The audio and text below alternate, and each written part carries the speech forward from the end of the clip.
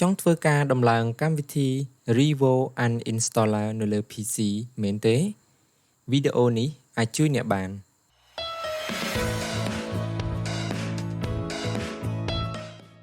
សួស្តីអ្នកទាំងអស់គ្នាសូមស្វាគមន៍មកកាន់វីដេអូរបស់ខ្ញុំនៅក្នុងវីដេអូនេះខ្ញុំនឹងបង្ហាញអ្នកទាំងអស់គ្នាអំពីរបៀបដំឡើងកម្មវិធី Revo Uninstaller ងាយៗដែលអ្នកទាំងអស់គ្នាអាចធ្វើបានទោះបីជាគ្មានជំនាញ IT ក៏ដោយបាទជាដំបូងយើងចូលទៅកាន់ browser មួយណាក៏បានឥឡូវខ្ញុំចូលទៅកាន់ browser Chrome ហើយវាពាក្យថា Revo Uninstaller អូខេ Revo Uninstaller នេះប្រហែលជាអ្នកទាំងអស់គ្នាមួយចំនួនក៏ធ្លាប់បានស្គាល់ហើយមួយចំនួនទៀតក៏អត់ធ្លាប់បានស្គាល់ជាធម្មតាយើងតែងតែលុបកម្មវិធីដោយធ្វើការសាមញ្ញទៅលើថាយើង uninstall កម្មវិធីនៅលើ PC យើងដោយចូលទៅកាន់ control panel ហើយចូលទៅកាន់ program ហើយនឹង uninstall program នឹងតែម្ដងក៏ប៉ុន្តែតាមវិធីនេះគឺយើងអាចធ្វើការ remove កម្មវិធីបានធម្មតាទេក៏ប៉ុន្តែអ្វីដែលខ្ញុំចង់បង្ហាញអ្នកទាំងអស់គ្នាជាពិសេសនោះគឺកម្មវិធី Revo Uninstaller ដែលវាសម្រាប់ធ្វើការលុបនៅកម្មវិធីដែលប្រតិបត្តិការលើ Windows សម្រាប់ Windows បាទ Microsoft Windows វាធ្វើការលុបនៅឬក៏ remove file តាក់ទងទៅនឹង registry មានន័យថាកម្មវិធីមួយបន្ទាប់ពីយើងលុបហើយវាមាននៅ behind by the program នេះ behind នៅខាងក្រោយកម្មវិធីនោះវាមានកម្ទេច file របស់វាទៀតអញ្ចឹងហើយយើងប្រើប្រាស់កម្មវិធីនេះគឺវា remove all តែម្ដងបាទ remove full option អញ្ចឹងហើយបានគេបង្កើតកម្មវិធីនេះរបស់ក្រុមហ៊ុននេះ website www.revouninstaller.com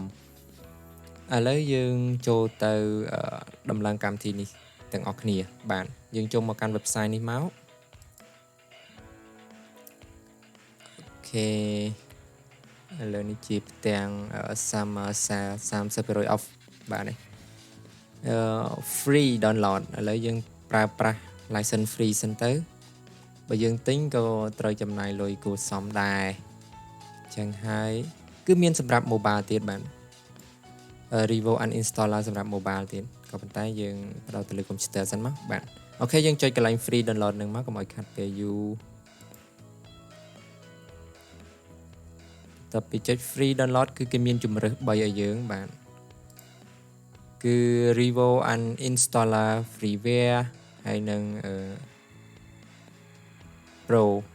version Pro មួយទៀតគឺ Pro Portable អូខេឥឡូវយើងចុចយកមួយណា free download ឬក៏យើងយក Pro ក៏ប៉ុន្តែ Pro យើងត្រូវ free trial អាចដូចជាខ្ទង់មួយអាទិត្យទៅ30ថ្ងៃដែរអញ្ចឹងឥឡូវខ្ញុំសាកយក free trial នេះបាទ Revo Uninstaller Pro free trial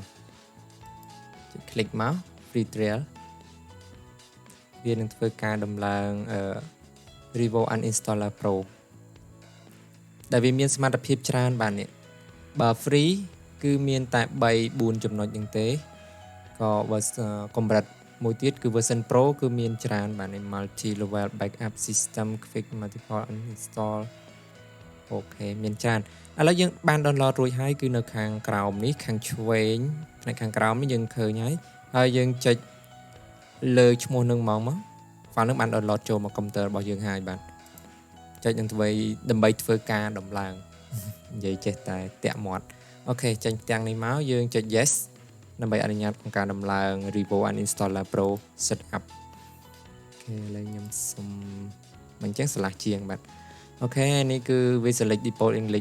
English ភាសាអង់គ្លេសស្រាប់ខ្ញុំចុច OK បន្តទៀតមកហើយយើងចុច I accept the agreement ហើយចុច next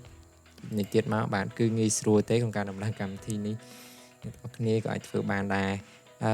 tick នេះគឺ create a desktop shortcut គឺ desktop នៅលើនេះទាំង icon អូខេចុចហើយ tick នេះមានន័យថាបន្ទាប់ពីដំឡើងហើយវានឹងបើកដោយ automatic តែម្ដងហើយឥឡូវយើងចុច next តែម្ដងចុច install បាទធ្វើការ install ហើយ ហើយបើយើងចុច finish ហើយ launch Revo Uninstaller Pro តែម្ដងបាទទៅហើយ Pro 4.3 ផ្លឹបអូហូធំដែរនេះអូនេះបងប្អូនទាំងអស់គ្នាចូលក៏លេខមើលទៅខាងលើបន្ទាប់ពីយើង install កម្មវិធីរួចហើយវានឹងប្រាប់យើង remaining day 29ថ្ងៃសល់29ថ្ងៃទៀតដែលយើងអាចប្រកាសកម្មវិធីនេះបានចឹងមានន័យថា free trial របស់Revo Uninstaller Pro 4.3 version នេះគឺ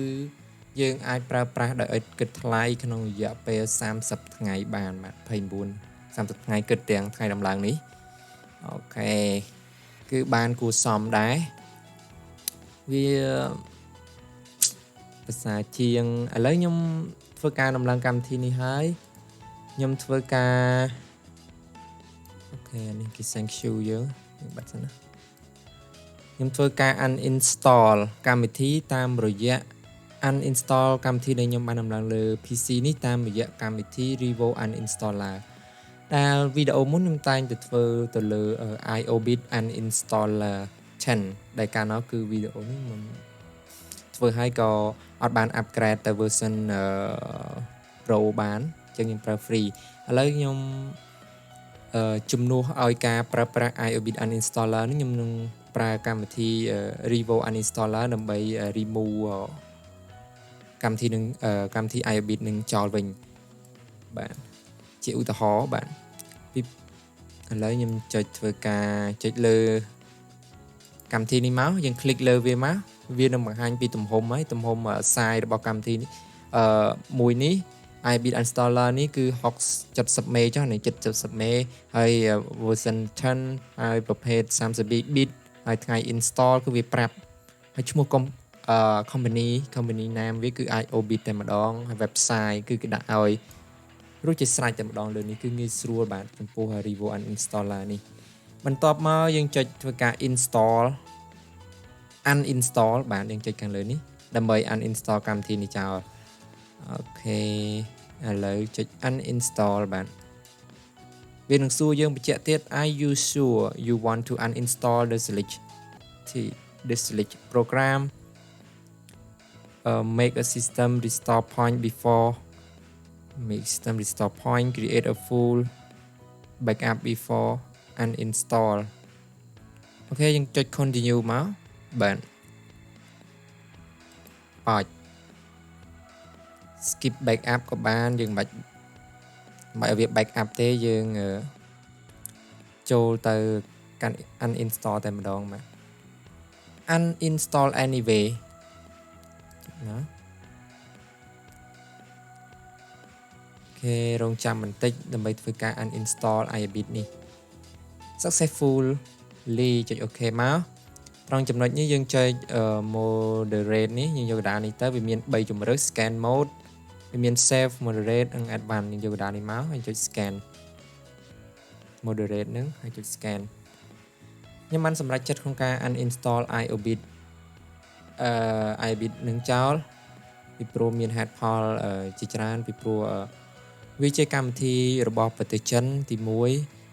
តែធ្លាប់ប្រើវាមិនមានជាបញ្ហាអីទេដោយសារតែហេតុផលមួយទៀតគឺដោយសារយើងរក key ដើម្បី update ទៅ version Pro របស់វាអត់ទាន់បានហើយណាមួយទៀតបើនិយាយពីបន្ទុកនៅលើការទាក់ទងនឹងកម្មវិធី uninstaller រវាង iObit Uninstaller 10ជាមួយនឹង Revo Uninstaller Pro នឹងគឺបន្ទុកនៅការ